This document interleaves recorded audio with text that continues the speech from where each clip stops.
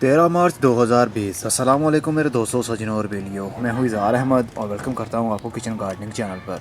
चलिए आज अखरोट से अखरोट का पौधा बनाने की कोशिश करते हैं। ये अखरोट नॉर्मली जो बाज़ार से हमें दुकानों से मिलता है ये वही है। अखरोट को ले आइए और थोड़ा सा उसको ब्रेक कर लें।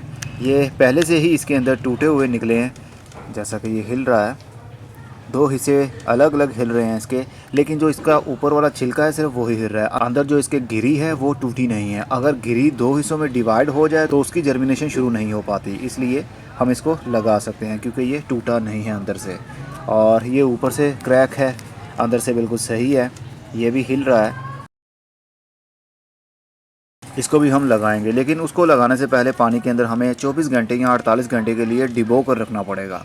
जो अखरोट आपके पास हो उसको बॉटम से, जहाँ पर ये सुराख होता है, निशान होता है, एक ऊपर वाली साइड पर होता है, ये टॉप एरिया है, यहाँ से हम इसको कुछ नहीं करेंगे बल्कि बॉटम एरिया से थोड़ा सा किसी भी लोहे की चीज़ से या छुरी से हम इसको थोड़ा सा क्रैक कर लेंगे। छुरी की नोक यहाँ पर रखेंगे और थोड़ा सा घुमाएंगे उसको, तो ये क्रैक पड़ जाएगा। थोड़ा सा क्रैक हमें चाहिए, सिर्फ सुराख चाहिए ताकि पानी इसके अंदर चला जाए। पानी लेंगे, पानी के अंदर हम इसको डिबो देंगे ताकि इसकी जो गिरी है अंदर से वो सॉफ्ट हो जाए, फूल जाए थोड़ी सी। उसके बाद हम इनको इसी तरह मिट्टी के अंदर लगा देंगे। देखेंगे कितने दिनों में इनकी जर्मिनेशन शुरू होती है। अखरोट को किसी भी मौसम में लगा सकते हैं, लेकिन बहुत ज़्यादा ठंड में नहीं लगाना चाहिए क्योंकि उसकी में भी जर्मिनेशन शुरू तो हो जाए, लेकिन स्प्राउटिंग शुरू होने के बाद ठंडक बढ़ जाने की वजह से पौधा हमारा मर सकता है। इसलिए गर्मी के दिन में लगाएं, बाहर के दिन में लगाएं, बरसात के दिन में लगाएं तो अच्छा है इनके लिए। चलिए अब मिलते हैं 24 घंटे बाद।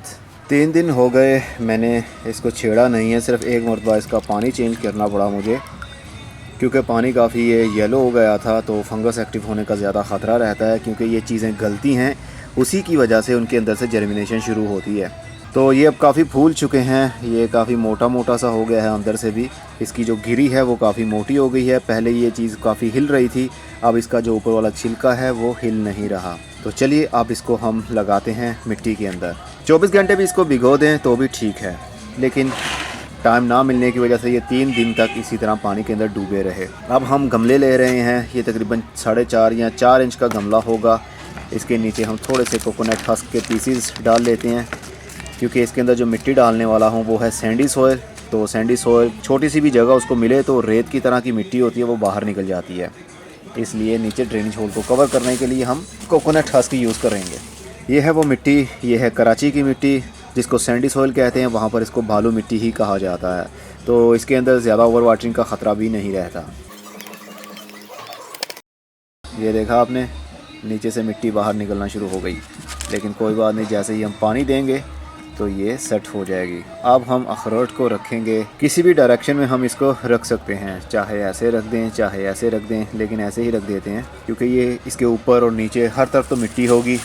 इसके अंदर से जो भी पहली रूट निकलेगी वो मिट्टी के अंदर ही जाएगी क्योंकि रूट जाती है मिट्टी के अंदर अंधेरे में और शूट निकलती है सूरज की रोशनी की तरफ, जहाँ पर हवा भी हो, रोशनी भी हो।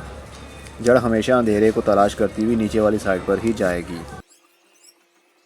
तकरीबन हम इसको आधा इंच या 1 इंच मिट्टी के अंदर दबा सकते हैं। चलिए यही पानी हम दोबारा से इनको दे देते हैं।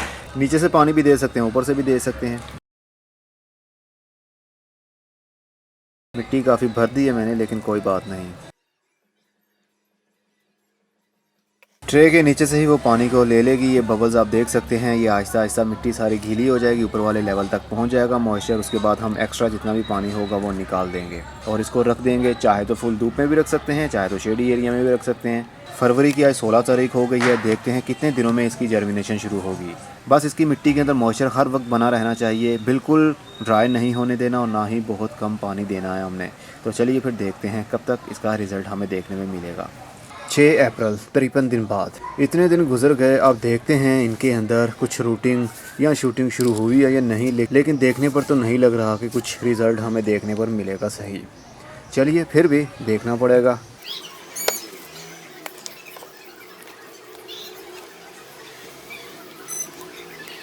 इसकी तो स्प्राउटिंग शुरू हो ही नहीं पाई। अरे ये देखिए, ये तो अंदर से गल ही गया। इसके अंदर कीड़े भी आ गए हैं।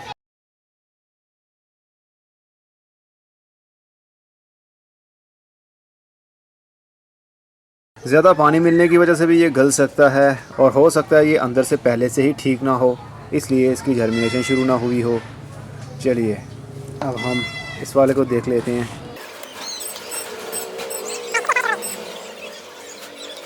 अरे वाह, ये देखिए, ये देखिए जनाब, इसकी रूटिंग शुरू हो गई थी। ये देखिए कोकोनट खस के पीस के अंदर भी जड़ जा रही है। ये देखिए, ये वो वाला था जिसके ऊपर हमें उम्मीद ही नहीं थी। मुझे उम्मीद नहीं थी कि इसकी ग्रोथ शुरू होगी, जो पहले से ही क्रैक था, लेकिन इसकी स्प्राउटिंग शुरू हो गई। और ये है इसकी शूट। ये देखिए छोटी सी टाइनी सी ग्रीन कलर की शूट यहाँ से निकल रही है, तो इसकी ग्रोथ इसका मतलब शुरू हो सकती है। इसके अंदर भी ये देखिए कीड़ा था। अब इसको हम किसी और जगह पर शिफ्ट करेंगे। असल में जो अंदर वाली घिरी है ये आहिस्ता आहिस्ता से गल जाएगी और यही खुराक का हिस्सा बन जाएगी। पौधा यहीं से खुराक लेता है। बीज के अंदर जो भी, बीज के छिलके के अंदर जो कुछ भी होता है वो पौधे की रूट के लिए खुराक बन जाता है। पहले 21 दिन जो पौधा बनता है, बीज के अंदर से निकलता है, वो बीज के अंदर से ही खुराक लेता है। और 21 दिन के बाद वो पौधा बाहर से खुराक लेगा, सूरज की धूप से खुराक लेगा, हम खाद देंगे वहाँ से इनटेक करेगा, लेकिन पहले 21 दिन वो बीज के अंदर से ही अपनी खुराक को पूरा करता है। चलिए, एक तो हमारा कामयाबी से ग्रोथ कर गया, एक हमारा गल गया, कोई बात नहीं, इसी तरह होता है। अगर हमने 10-12 अखरोट लगाए होते तो उनमें से 3-4 ग्रोथ कर जाते, बाकी ख़राब भी हो जाते, तो भी हमें कोई गम ना होता। कम से कम पौधा तो हमसे बन गया, वो भी 53 दिन के अंदर अंदर। अब ये मालूम नहीं कि इसकी स्प्राउटिंग 30 दिन के बाद शुरू हो गई थी या फिर उसके बाद शुरू हुई या उससे पहले, लेकिन 53 दिन का ये है रिज़ल्ट। अब इसको हम मिट्टी के अंदर लगा लेंगे। कराची की बालू मिट्टी के अंदर नहीं लगाऊंगा क्योंकि ये पानी को काफ़ी हद तक चूस लेती है ये पानी को, और मिट्टी जल्दी ही ड्राई हो जाती है। अगर ये मिट्टी 100% खुश्क हो जाए तो ये मिट्टी अपनी पानी की प्यास को बुझाने की खातिर पौधे की जड़ों के अंदर से पानी को लेने लगती है और पौधा हमारा सूख जाता है। ये मैंने रियलाइज़ किया है, इसलिए आप लोगों के साथ शेयर कर रहा हूँ। कराची की बालू मिट्टी 100% कभी भी खुश्क ना होने दें। हर वक्त 20 से 30% पानी मौजूद होना चाहिए पानी के अंदर, नहीं तो वो अपने पानी की प्यास को बुझाने की खातिर आपके पौधे की जड़ों में से पानी को चूस लेगी। इसके लिए मैं तकरीबन 5 इंच का ये गमला है, ये यूज़ करने वाला हूँ।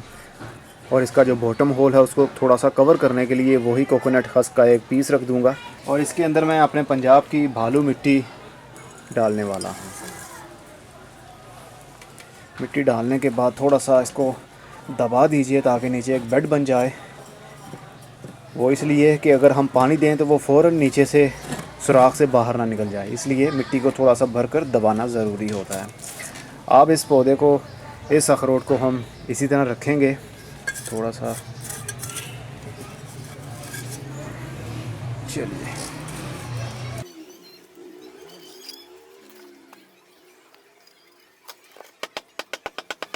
गमले को उठाकर हल्का हल्का सा पटकने से उसके एयर पॉकेट्स ख़त्म हो जाते हैं। जो मिट्टी के अंदर हवा रह जाती है वो निकल जाती है इससे।